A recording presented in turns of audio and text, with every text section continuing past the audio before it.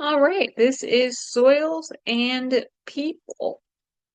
So I talked about this a little bit already. Laterite is a type of soil found in very tropical climates in which pretty much everything that can be dissolved has been dissolved, and it's very iron rich because the iron doesn't dissolve. Um, let's see. Now, very common in these tropical climates, so think rainforest. Um, and the rainforest kind of protects, that whole canopy protects it from being washed away. And so then when people come in and we farm and we clear the land for farming and we remove the canopy, then that soil pretty much just gets washed away and you really can't put it back. Also, they can become very, very hard, brick-like substances, and water can't soak into them, and it can be really hard for people to farm on that land as well. Wetland soils, these are very important. They kind of act as like a natural filter for our water systems, where wetlands just kind of let everything, and by everything, I mean all the junk, the pollution, the sediment, whatever, kind of slow down right here and settle out, kind of like the sewage systems we were looking at. Bacteria gets in here and eats it. So yeah, you can think of these as like nature's septic system. So the soil here is very important. And we had been making gains on getting protection for wetlands, although some of that has lately been reversed, which is very upsetting. Um, because they are just so important, and it seems like, oh well, there's just this little swampy area, you can't really build on it. What are you gonna do? But it again, it's like nature's septic system, just cleaning everything out, letting it settle, and letting the organisms get at everything. Um, as well as habitats for birds and whatnot. Uh, They sequester carbon, and there are different types of wetlands. Soil erosion is okay. So weathering is the breakdown of rock or mineral. Erosion is in when what has been broken down moves to a different place.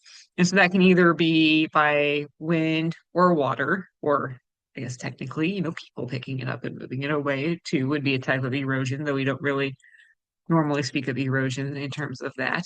Um, so the rain can break soil particles loose, surface runoff washes them away.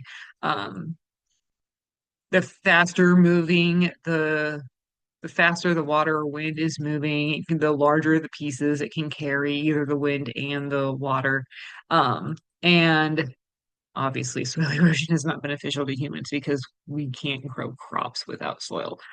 Um, Here's a picture of Oklahoma in the Dust Bowl, and this was from overfarming and losing the nutrients in the soil, to which then they couldn't really farm. Everything became dry during a drought, and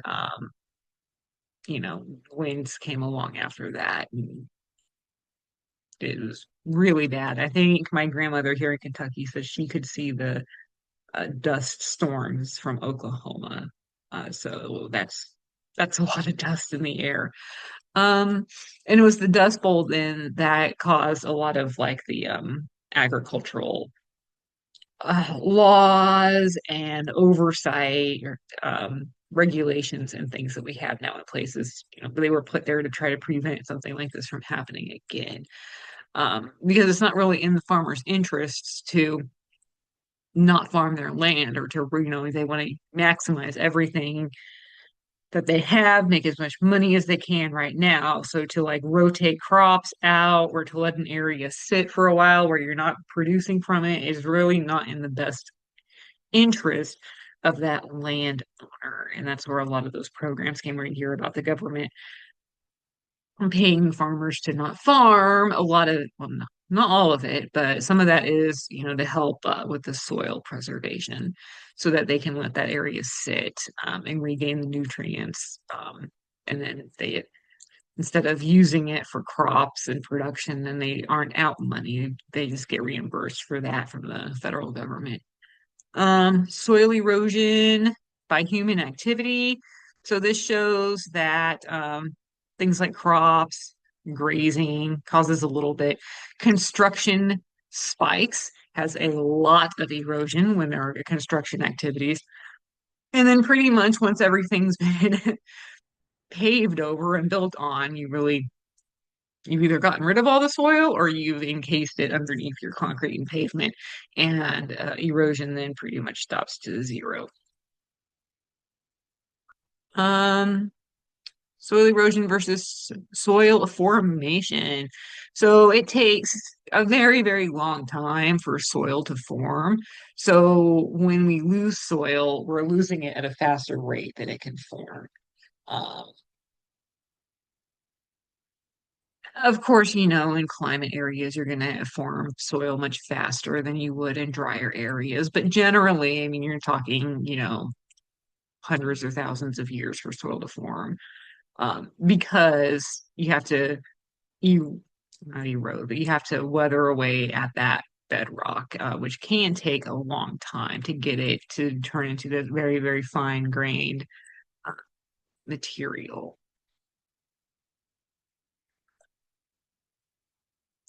So, what can we do to reduce soil erosion? Um, So these are some farming techniques. So we have, let's see, on the bottom here, we have windbreaks, which are just like trees or shrubs that we place almost like fences around our crops to really just break up the wind. Like, if you stand next to a fence or a building on a windy day, the wind's not so bad on the other side. So they do that for their crops.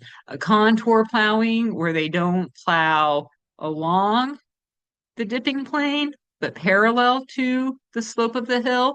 That way, if it rains, probably more obvious here.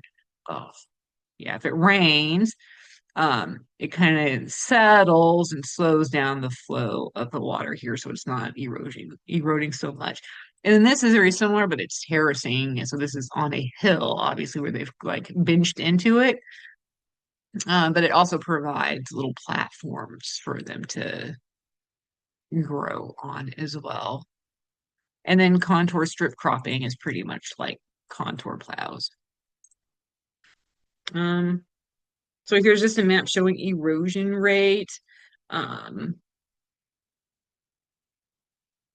from 2017. So you can see a lot of soil loss in the Midwest.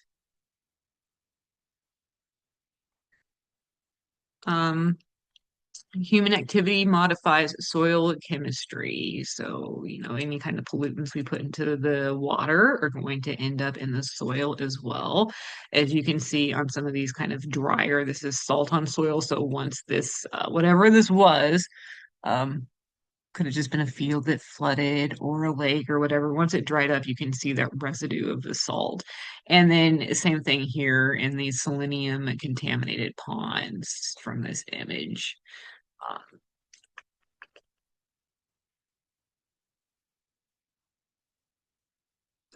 and it's not just America, it's a global issue. A lot comes down to, I mean, actually, if you look, I mean, America is probably not as bad as some other countries. Um, but these things are bad, and these processes, um, desertification, erosion, the deterioration of those lateritic soils, pollution, and chemicals. Um, it's just not good, and it's happening almost everywhere. So if we look at this map, we have green is stable, and then red is pretty much the bad. And this is all human caused degradation, not natural. And so we've got a lot around what looks like the Mississippi area, the West Coast. Um, but looking in like India, some of these Middle Eastern areas,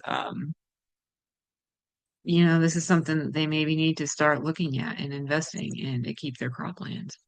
And that is it for soils.